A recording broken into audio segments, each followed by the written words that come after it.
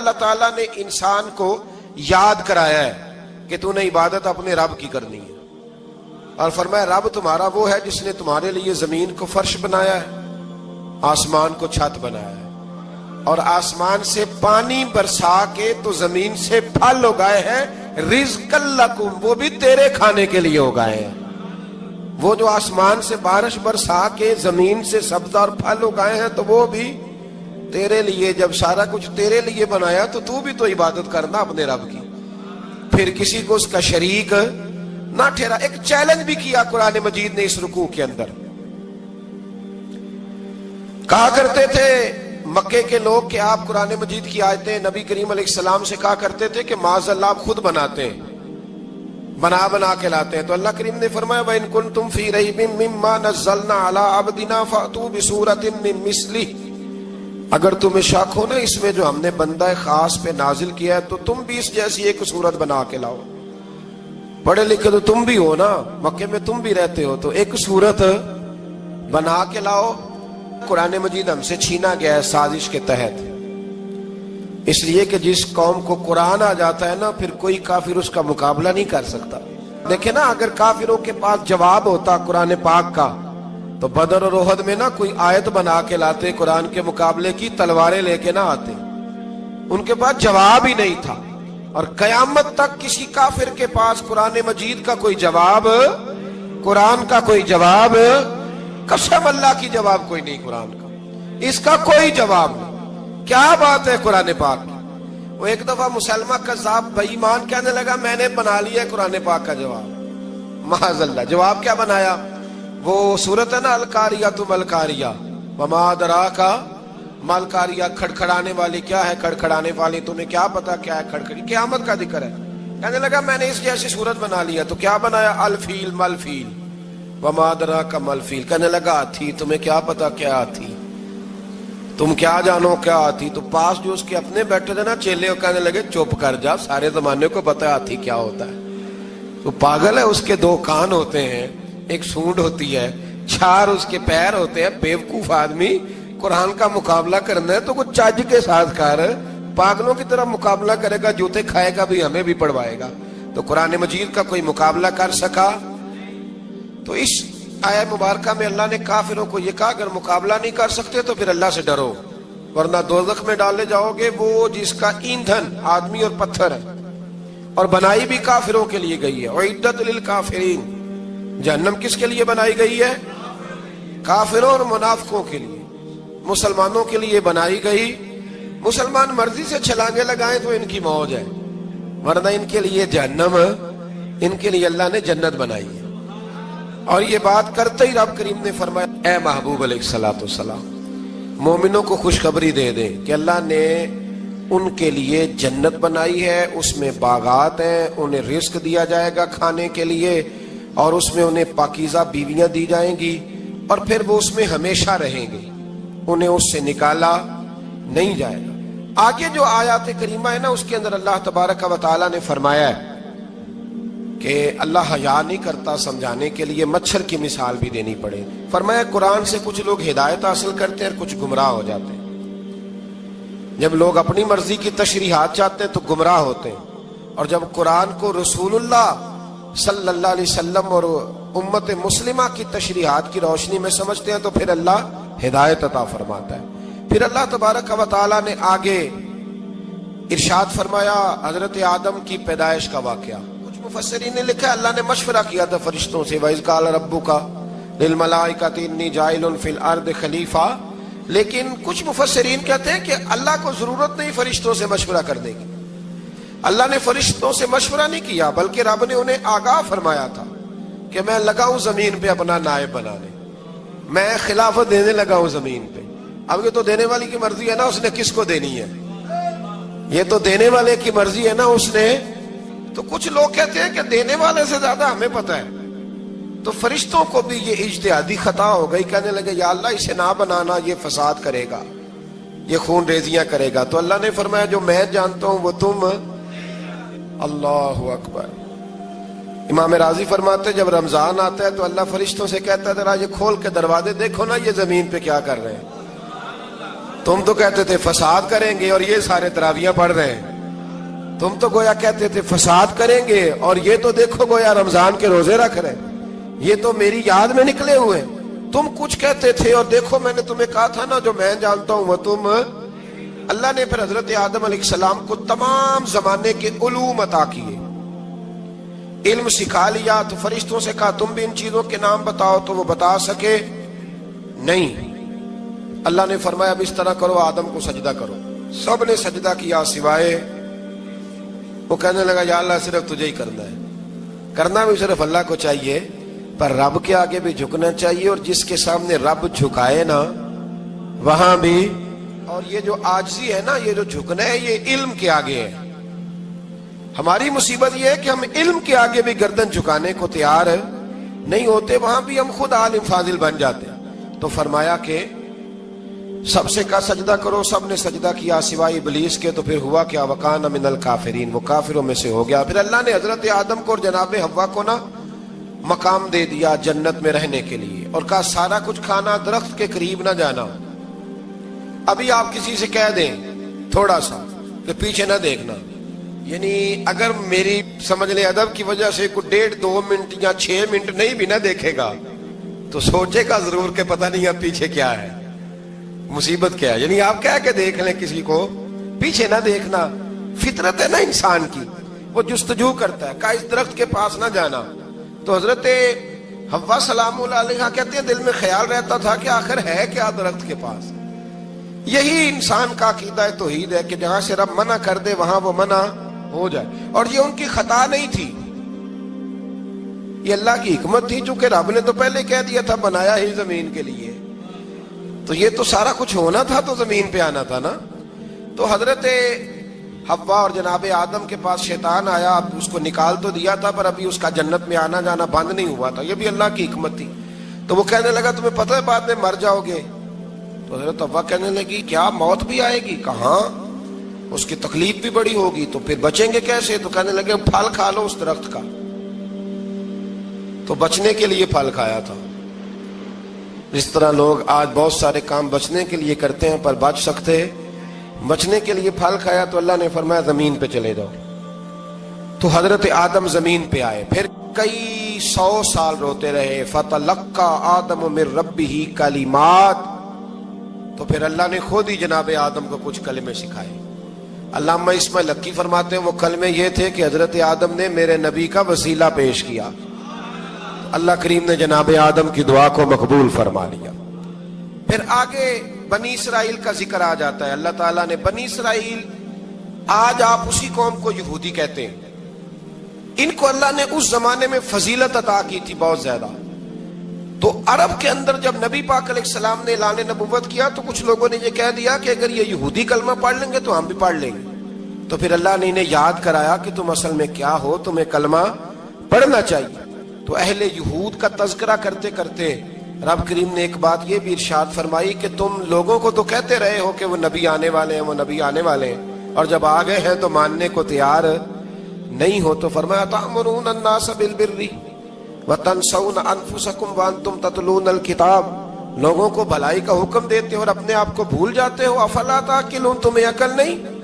پھر اللہ نے انہیں یہ بھی یاد کرایا کہ یاد کرو وہ زمانہ کہ جب فرعون نے خواب دیکھ لیا تھا کہ کوئی بچہ اس کی سلطنت کو تباہ کرے گا, تو پھر اس نے تمہارے بچوں کو ذبح کرانا شروع کیا اور تمہاری بیٹیوں کو چھوڑتا تھا.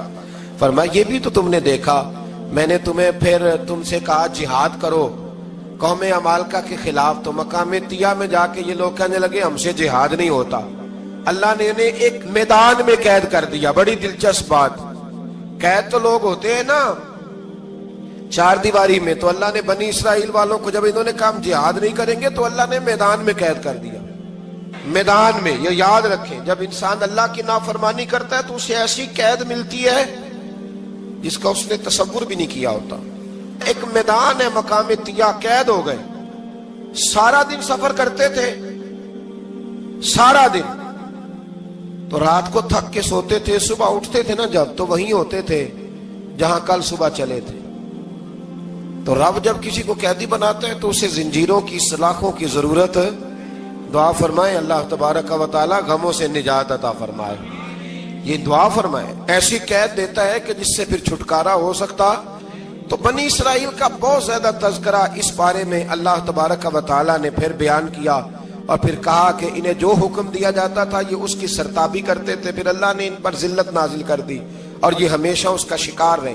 قوم سبت کا ذکر فرمایا اللہ نے، ہفتے والے دن کچھ لوگ نافرمانی کرتے تھے۔ ہمارے بھی ہیلے بہانے ہیں نا آج کل کاروبار میں، تو اسی سپارے کی آیت نمبر 65 کے اندر اللہ تعالیٰ نے حضرت داؤد کی قوم کا ذکر کیا کہ اللہ نے انہیں حکم دیا تھا کہ ہفتے والے دن مچھلیاں نہیں پکڑنی، تو وہ کہتے تھے چلو ہاتھ لگا کے نہیں پکڑنی، ہاتھ لگا کے۔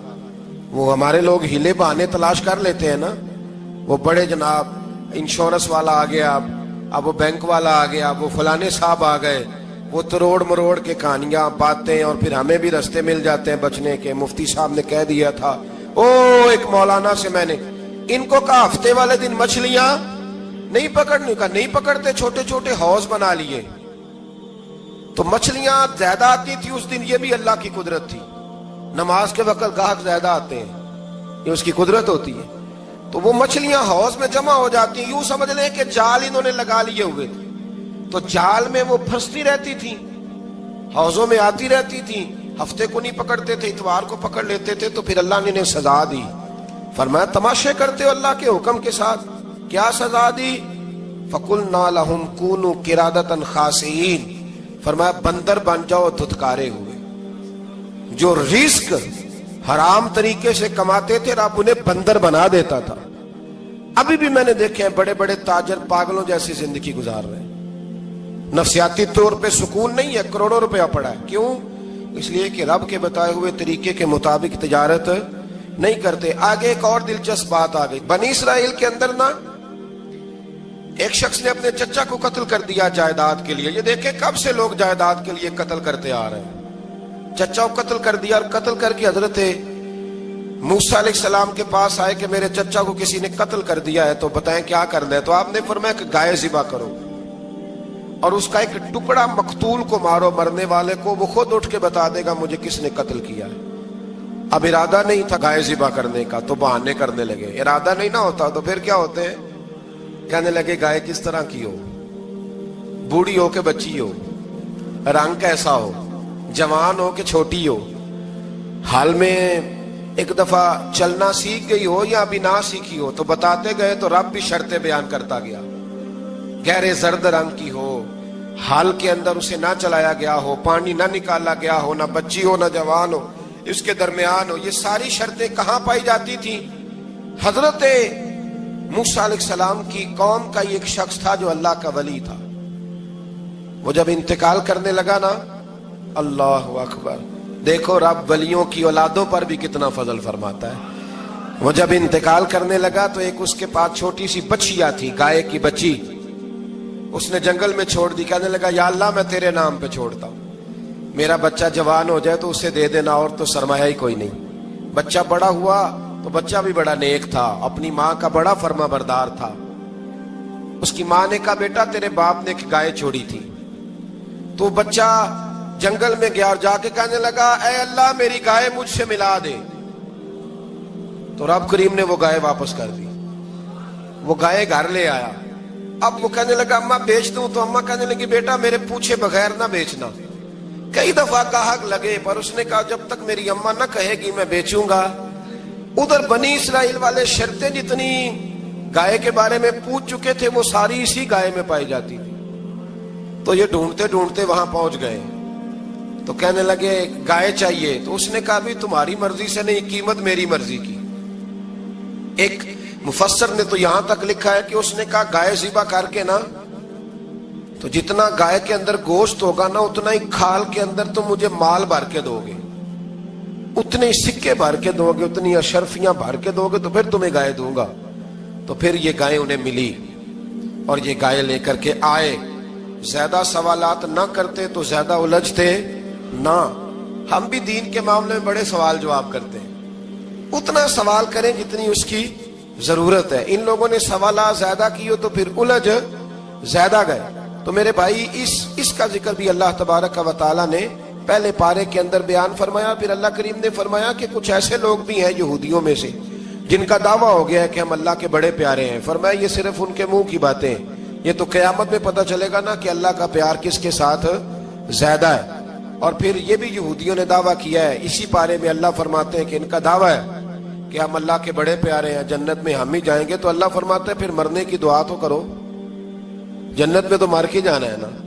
لیکن رب فرماتے ہیں یہ کبھی مرنے کی دعا نہیں کریں گے، اس لیے کہ انہیں پتہ ہے کہ ہم نے آخرت کے لیے کیا بھیجا۔ لے جی پہلا حکم آ گیا، یا ایھا الذین آمنوا کہہ کے پہلی آیت قرآن پاک کی پہلے سپارے میں پہلی آیت جس میں اللہ نے کہا یا ایھا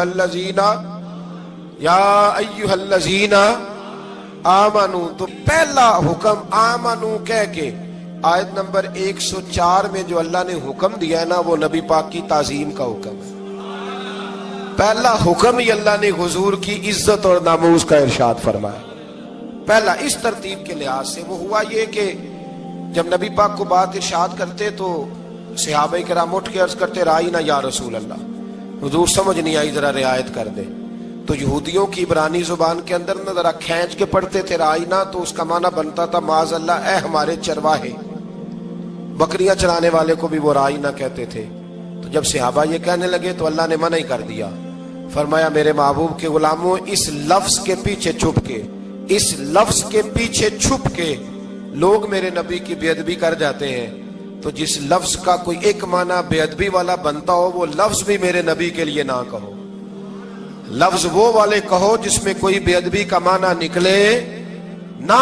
یہاں لوگوں نے بڑے بڑے لفظ نہیں بول دیے، پھر کہتے میرا مطلب یہ تھا، میرا مطلب وہ تھا، تو تو نے وہ لفظ بولا کیوں جس کا کوئی غلط مطلب بھی نکل سکتا تھا۔ اللہ نے فرمایا یا ایھا الذین آمنوا لا تقولوا رائینا، اے ایمان والو رائینا کہو ہی نہ۔ تو یا اللہ کیا کہیں؟ فرمایا وقولوا انظرنا، تم کہو یا رسول اللہ ایک نظر فرمائیے، انداز دیکھیے، انظرنا ایک نظر۔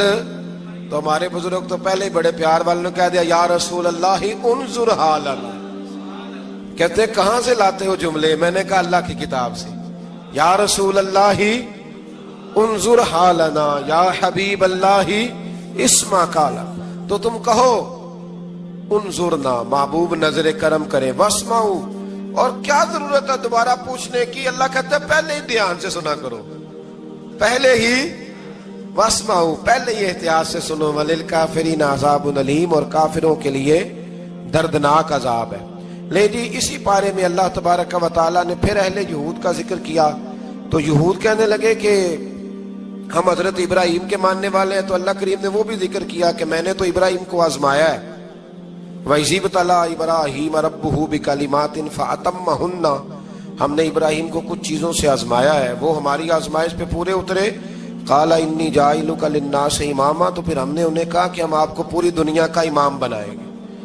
وہ آزمائش کیا تھی؟ آگ میں جانا بھی آزمائش، بیٹے کا نہ ہونا بھی آزمائش، بیٹا ہوا تو پھر اسے وادی غیر ذی زرع ان میں چھوڑ کے آنا بھی آزمائش، بڑا ہوا تو پھر ذبح کرنا بھی آزمائش۔ فرمایا جہاں جہاں آزمایا ہے نا ابراہیم ہماری آزمائش میں پورے اترے۔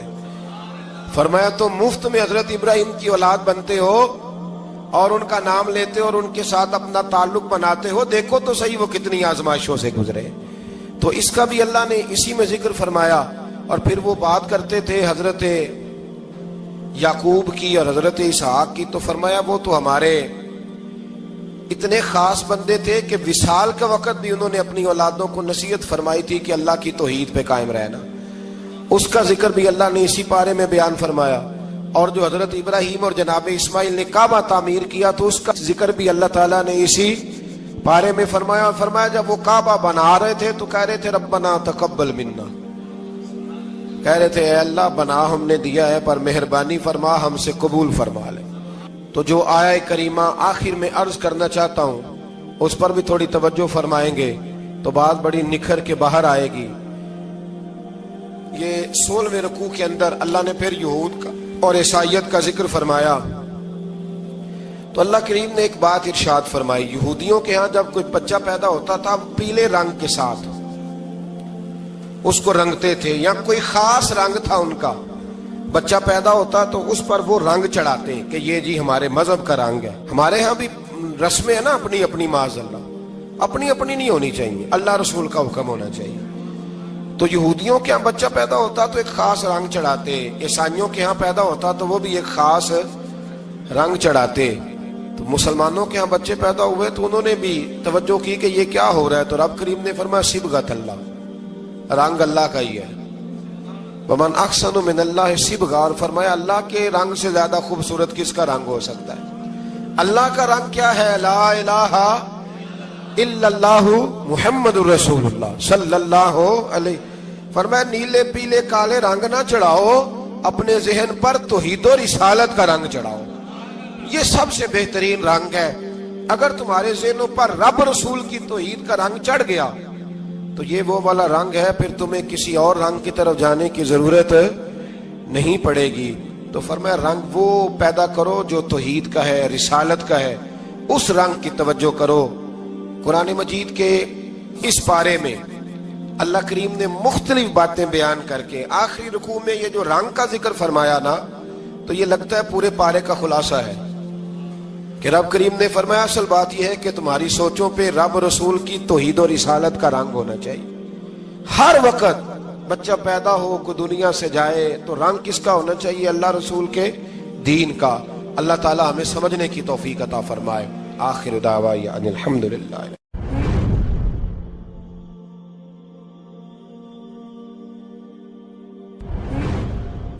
اللہ تعالیٰ نے انسان کو یاد کرایا ہے کہ تو نے عبادت اپنے رب کی کرنی ہے، اور فرمایا رب تمہارا وہ ہے جس نے تمہارے لیے زمین کو فرش بنایا ہے، آسمان کو چھت بنایا ہے، اور آسمان سے پانی برسا کے تو زمین سے پھل اگائے ہیں.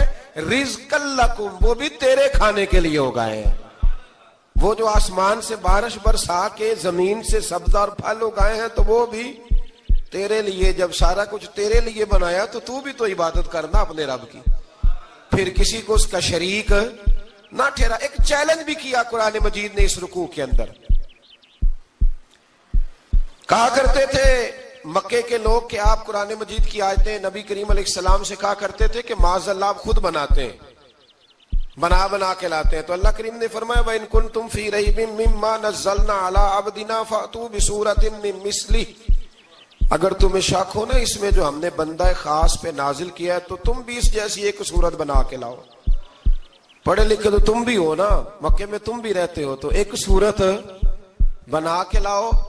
قرآن مجید ہم سے چھینا گیا ہے سازش کے تحت، اس لیے کہ جس قوم کو قرآن آ جاتا ہے نا پھر کوئی کافر اس کا مقابلہ نہیں کر سکتا.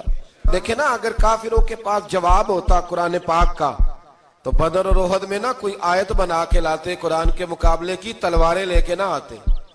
ان کے پاس جواب ہی نہیں تھا. اور قیامت تک کسی کافر کے پاس قرآن مجید کا کوئی جواب، قرآن کا کوئی جواب، قسم اللہ کی جواب کوئی نہیں قرآن کا، اس کا کوئی جواب نہیں. کیا بات ہے قرآن پاک کی. وہ ایک دفعہ مسلمہ کذاب بے ایمان کہنے لگا میں نے بنا لیا ہے قرآن پاک کا جواب. معاذ اللہ. جواب کیا بنایا؟ وہ صورت ہے نا القاریہ ملقاریہ وما ادراک ملقاریہ، کھڑکھڑانے والی. کیا ہے کھڑکھڑانے والی؟ تمہیں کیا پتا کیا ہے کھڑکھڑی؟ قیامت کا ذکر ہے. کہنے لگا میں نے اس جیسی صورت بنا لیا. تو کیا بنایا؟ الفیل ملفیل وما ادراک ملفیل. کہنے لگا ہاتھی. تمہیں کیا پتا کیا ہاتھی؟ تم کیا جانو کیا ہاتھی؟ تو پاس جو اس کے اپنے بیٹھے تھے نا چیلے، وہ کہنے لگے چپ کر جا، سارے زمانے کو پتا ہے ہاتھی کیا ہوتا ہے. تو پاگل ہے، اس کے دو کان ہوتے ہیں، ایک سونڈ ہوتی ہے، چار اس کے پیر ہوتے ہیں. بیوقوف آدمی قرآن کا مقابلہ کرنا ہے تو کچھ چج کے ساتھ کر، پاگلوں کی طرح مقابلہ کرے گا، جوتے کھائے گا بھی ہمیں بھی پڑھوائے گا. تو قرآن مجید کا کوئی مقابلہ کر سکا؟ تو اس آیہ مبارکہ میں اللہ نے کافروں کو یہ کہا اگر مقابلہ نہیں کر سکتے تو پھر اللہ سے ڈرو ورنہ دوزخ میں ڈالے جاؤ گے. وہ جس کا ایندھن آدمی اور پتھر ہے، اور بنائی بھی کافروں کے لیے گئی ہے. اعدت للکافرین. جہنم کس کے لیے بنائی گئی ہے؟ کافروں اور منافقوں کے لیے. مسلمانوں کے لیے بنائی گئی. مسلمان مرضی سے چھلانگے لگائیں تو ان کی موج ہے، ورنہ ان کے لیے جہنم، ان کے لیے اللہ نے جنت بنائی ہے.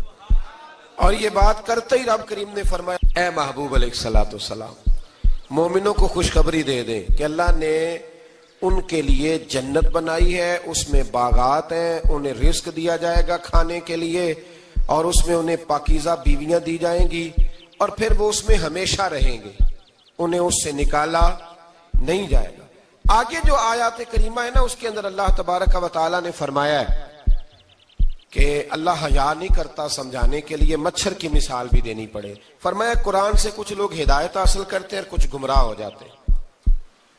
جب لوگ اپنی مرضی کی تشریحات چاہتے ہیں تو گمراہ ہوتے ہیں، اور جب قرآن کو رسول اللہ صلی اللہ علیہ وسلم اور امت مسلمہ کی تشریحات کی روشنی میں سمجھتے ہیں تو پھر اللہ ہدایت عطا فرماتا ہے۔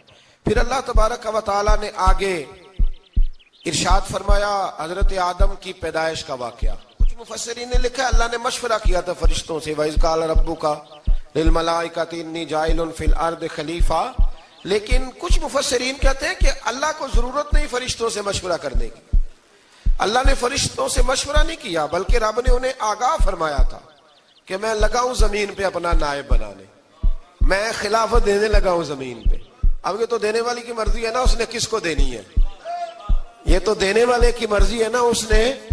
تو کچھ لوگ کہتے ہیں کہ دینے والے سے زیادہ ہمیں پتہ ہے، تو فرشتوں کو بھی یہ اجتہادی خطا ہو گئی، کہنے لگے یا اللہ اسے نہ بنانا، یہ فساد کرے گا، یہ خون ریزیاں کرے گا۔ تو اللہ نے فرمایا جو میں جانتا ہوں وہ تم، اللہ اکبر۔ امام راضی فرماتے جب رمضان آتا ہے تو اللہ فرشتوں سے کہتا ہے ذرا یہ کھول کے دروازے دیکھو نا یہ زمین پہ کیا کر رہے ہیں، تم تو کہتے تھے فساد کریں گے اور یہ سارے تراویحیں پڑھ رہے ہیں، تم تو گویا کہتے تھے فساد کریں گے اور یہ تو دیکھو گویا رمضان کے روزے رکھ رہے ہیں، یہ تو میری یاد میں نکلے ہوئے، تم کچھ کہتے تھے اور دیکھو میں نے تمہیں کہا تھا نا جو میں جانتا ہوں وہ تم۔ اللہ نے پھر حضرت آدم علیہ السلام کو تمام زمانے کے علوم عطا کیے، علم سکھا لیا۔ تو فرشتوں سے کہا تم بھی ان چیزوں کے نام بتاؤ، تو وہ بتا سکے نہیں۔ اللہ نے فرمایا اب اس طرح کرو آدم کو سجدہ کرو، سب نے سجدہ کیا سوائے، وہ کہنے لگا یا اللہ صرف تجھے ہی کرنا ہے، کرنا بھی صرف اللہ کو چاہیے، پر رب کے آگے بھی جھکنا چاہیے، اور جس کے سامنے رب جھکائے نا وہاں بھی۔ اور یہ جو عاجزی ہے نا، یہ جو جھکنا ہے، یہ علم کے آگے ہے۔ ہماری مصیبت یہ ہے کہ ہم علم کے آگے بھی گردن جھکانے کو تیار نہیں ہوتے، وہاں بھی ہم خود عالم فاضل بن جاتے ہیں۔ تو فرمایا کہ سب سے کہا سجدہ کرو، سب نے سجدہ کیا سوائے ابلیس کے۔ تو پھر ہوا کیا وَكَانَ مِنَ الْكَافِرِينَ، وہ کافروں میں سے ہو گیا۔ پھر اللہ نے حضرت آدم کو اور جناب حوا کو نا مقام دے دیا جنت میں رہنے کے لیے، اور کہا سارا کچھ کھانا، درخت کے قریب نہ جانا۔ ابھی آپ کسی سے کہہ دیں تھوڑا سا کہ پیچھے نہ دیکھنا، یعنی اگر میری سمجھ لیں ادب کی وجہ سے کوئی 1.5-2 منٹ یا 6 منٹ نہیں بھی نہ دیکھے گا تو سوچے گا ضرور کہ پتہ نہیں اب پیچھے کیا ہے، مصیبت کیا ہے۔ یعنی آپ کہہ کے دیکھ لیں کسی کو، پیچھے نہ دیکھنا، فطرت ہے نا انسان کی، وہ جستجو کرتا ہے، کہا اس درخت کے پاس نہ جانا۔ تو حضرت حوا سلام اللہ علیہ کہتے ہیں دل میں خیال رہتا تھا کہ آخر ہے کیا درخت کے پاس۔ یہی انسان کا عقیدہ توحید ہے کہ جہاں سے رب منع کر دے وہاں وہ منع ہو جائے، اور یہ ان کی خطا نہیں تھی، یہ اللہ کی حکمت تھی، چونکہ رب نے تو پہلے کہہ دیا تھا بنایا ہی زمین کے لیے، تو یہ تو سارا کچھ ہونا تھا تو زمین پہ آنا تھا نا۔ تو حضرت حوا اور جناب آدم کے پاس شیطان آیا، اب اس کو نکال تو دیا تھا پر ابھی اس کا جنت میں آنا جانا بند نہیں ہوا تھا، یہ بھی اللہ کی حکمت تھی۔ تو وہ کہنے لگا تمہیں پتہ ہے بعد میں مر جاؤ گے؟ تو حضرت حوا کہنے لگی کیا موت بھی آئے گی؟ کہاں، اس کی تکلیف بھی بڑی ہوگی، تو پھر بچیں گے کیسے؟ تو کہنے لگے پھل کھا لو اس درخت کا۔ تو بچنے کے لیے پھل کھایا تھا۔ جس طرح لوگ آج بہت سارے کام بچنے کے لیے کرتے ہیں پر بچ سکتے، بچنے کے لیے پھل کھایا تو اللہ نے فرمایا زمین پہ چلے جاؤ۔ تو حضرت آدم زمین پہ آئے، پھر کئی 100 سال روتے رہے۔ فَتَلَقَّى آدَمُ مِن رَبِّهِ کلمات، تو پھر اللہ نے خود ہی جناب آدم کو کچھ کلمے سکھائے۔ علامہ اسماعیل لکی فرماتے ہیں وہ کلمے یہ تھے کہ حضرت آدم نے میرے نبی کا وسیلہ پیش کیا، اللہ کریم نے جناب آدم کی دعا کو مقبول فرما لیا۔ پھر آگے بنی اسرائیل کا ذکر آ جاتا ہے۔ اللہ تعالیٰ نے بنی اسرائیل، آج آپ اسی قوم کو یہودی کہتے ہیں، ان کو اللہ نے اس زمانے میں فضیلت عطا کی تھی بہت زیادہ۔ تو عرب کے اندر جب نبی پاک علیہ السلام نے اعلان نبوت کیا تو کچھ لوگوں نے یہ کہہ دیا کہ اگر یہ یہودی کلمہ پڑھ لیں گے تو ہم بھی پڑھ لیں گے۔ تو پھر اللہ نے انہیں یاد کرایا کہ تم اصل میں کیا ہو، تمہیں کلمہ پڑھنا چاہیے۔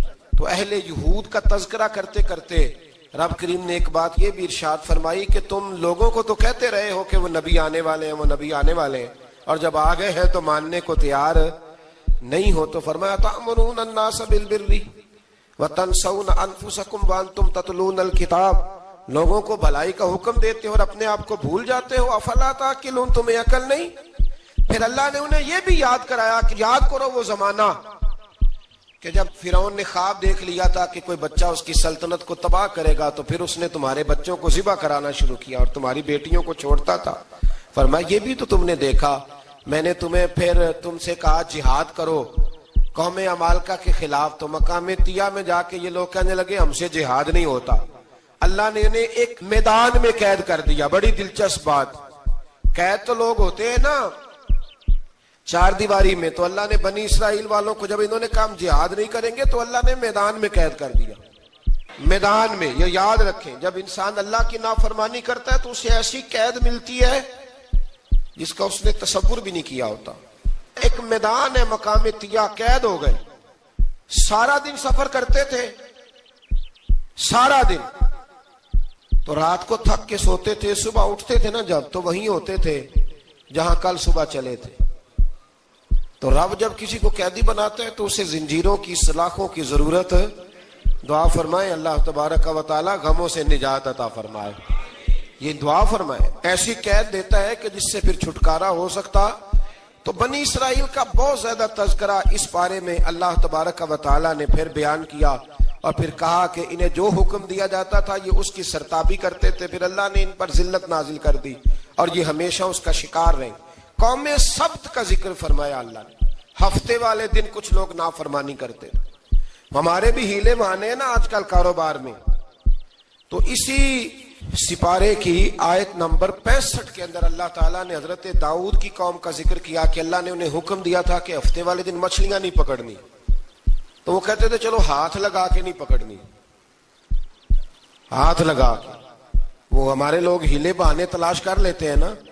وہ بڑے جناب انشورنس والا آ گیا، اب وہ بینک والا آ گیا، وہ فلانے صاحب آ گئے، وہ تروڑ مروڑ کے کہانیاں باتیں، اور پھر ہمیں بھی رستے مل جاتے ہیں بچنے کے. مفتی صاحب نے کہہ دیا تھا ایک مولانا سے میں نے ان کو کہا ہفتے والے دن مچھلیاں نہیں پکڑنے کا. نہیں پکڑتے، چھوٹے چھوٹے حوض بنا لیے.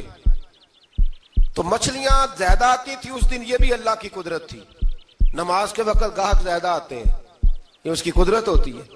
تو وہ مچھلیاں حوض میں جمع ہو جاتی ہیں. یوں سمجھ لیں کہ جال انہوں نے لگا لیے ہوئے تھے، تو جال میں وہ پھنستی رہتی تھی، حوضوں میں آتی رہتی تھی. ہفتے کو نہیں پکڑتے تھے، اتوار کو پکڑ لیتے تھے. تو پھر اللہ نے انہیں سزا دی. فرمایا تماشے کرتے ہو اللہ کے حکم کے ساتھ. کیا سزا دی؟ فَقُلْنَا لَهُمْ كُونُوا قِرَادَةً خَاسِئِينَ. فرمایا بندر بن جاؤ دھتکارے ہوئے. جو رزق حرام طریقے سے کماتے تھے رب انہیں بندر بنا دیتا تھا. ابھی بھی میں نے دیکھے ہیں بڑے بڑے تاجر پاگلوں جیسی زندگی گزار رہے ہیں. نفسیاتی طور پہ سکون نہیں ہے، کروڑوں روپیہ پڑا ہے. کیوں؟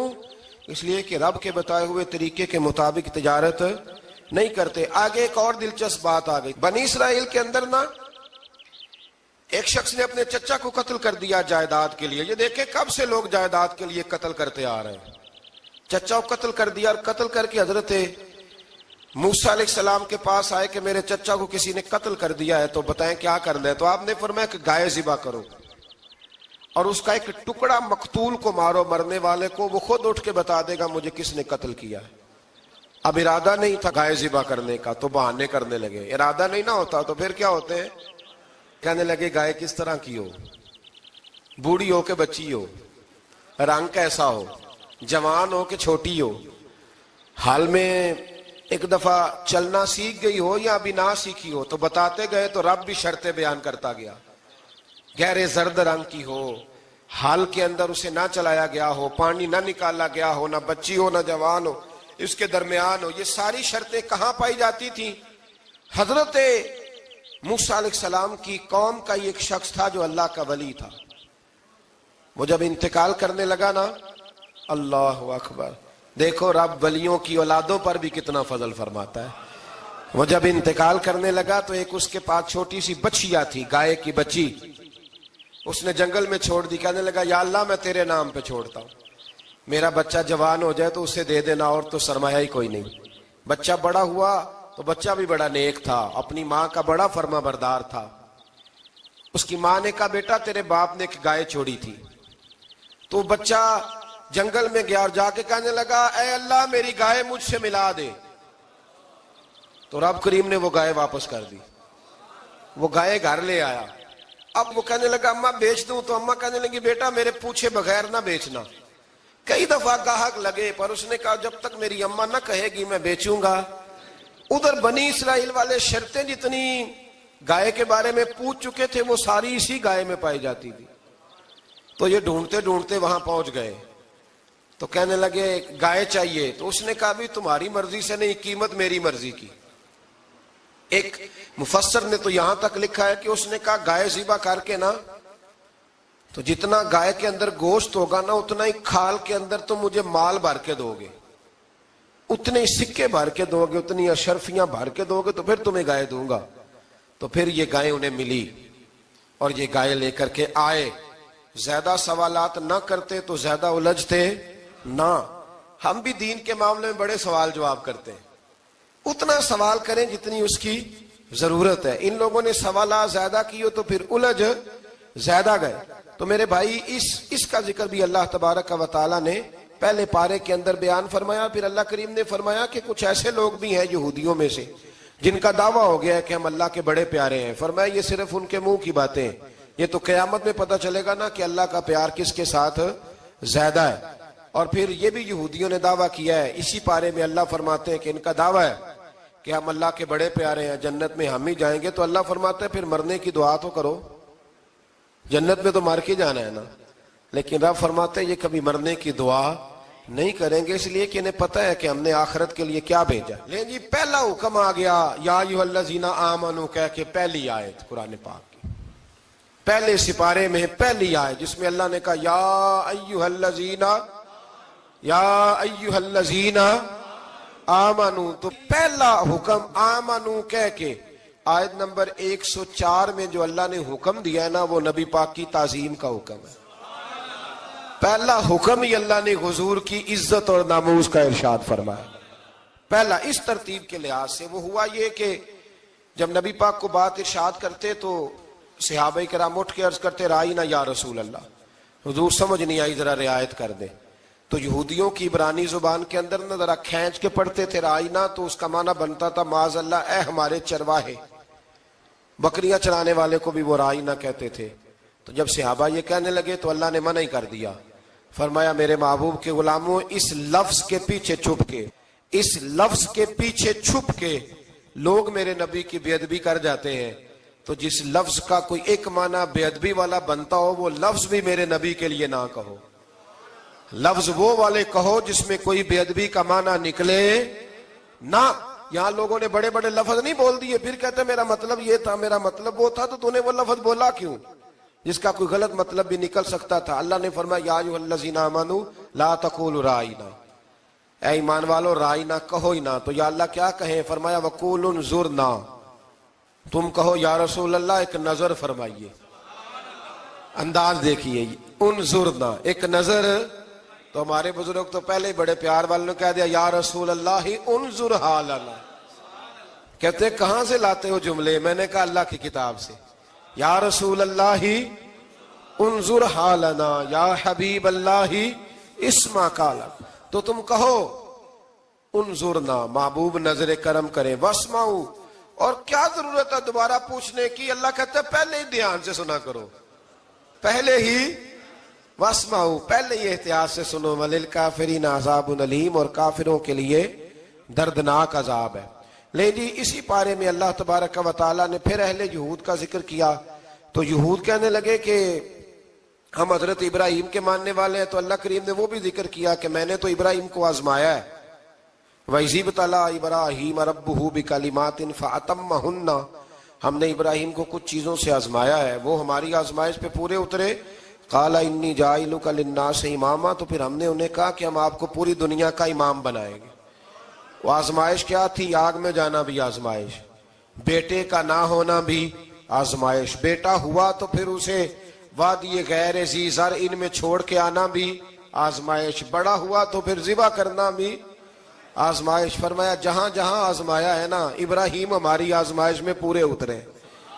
فرمایا تو مفت میں حضرت ابراہیم کی اولاد بنتے ہو اور ان کا نام لیتے اور ان کے ساتھ اپنا تعلق بناتے ہو، دیکھو تو صحیح وہ کتنی آزمائشوں سے گزرے۔ تو اس کا بھی اللہ نے اسی میں ذکر فرمایا۔ اور پھر وہ بات کرتے تھے حضرت یعقوب کی اور حضرت اسحاق کی، تو فرمایا وہ تو ہمارے اتنے خاص بندے تھے کہ وصال کا وقت بھی انہوں نے اپنی اولادوں کو نصیحت فرمائی تھی کہ اللہ کی توحید پہ قائم رہنا۔ اس کا ذکر بھی اللہ نے اسی پارے میں بیان فرمایا۔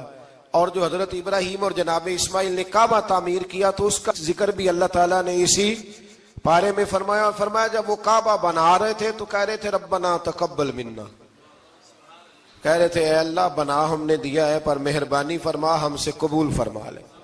تو جو آیہ کریمہ آخر میں عرض کرنا چاہتا ہوں اس پر بھی تھوڑی توجہ فرمائیں گے تو بات بڑی نکھر کے باہر آئے گی۔ یہ 16ویں رکوع کے اندر اللہ نے پھر یہود کا اور عیسائیت کا ذکر فرمایا تو اللہ کریم نے ایک بات ارشاد فرمائی۔ یہودیوں کے ہاں جب کوئی بچہ پیدا ہوتا تھا پیلے رنگ کے ساتھ اس کو رنگتے تھے، یا کوئی خاص رنگ تھا ان کا، بچہ پیدا ہوتا تو اس پر وہ رنگ چڑھاتے کہ یہ جی ہمارے مذہب کا رنگ ہے۔ ہمارے ہاں بھی رسمیں ہیں نا اپنی اپنی، معاذ اللہ اپنی اپنی نہیں ہونی چاہیے، اللہ رسول کا حکم ہونا چاہیے۔ تو یہودیوں کے ہاں بچہ پیدا ہوتا تو ایک خاص رنگ چڑھاتے، عیسائیوں کے ہاں پیدا ہوتا تو وہ بھی ایک خاص رنگ چڑھاتے۔ تو مسلمانوں کے ہاں بچے پیدا ہوئے تو انہوں نے بھی توجہ کی کہ یہ کیا ہو رہا ہے، تو رب کریم نے فرمایا صبغۃ اللہ، رنگ اللہ کا ہی ہے۔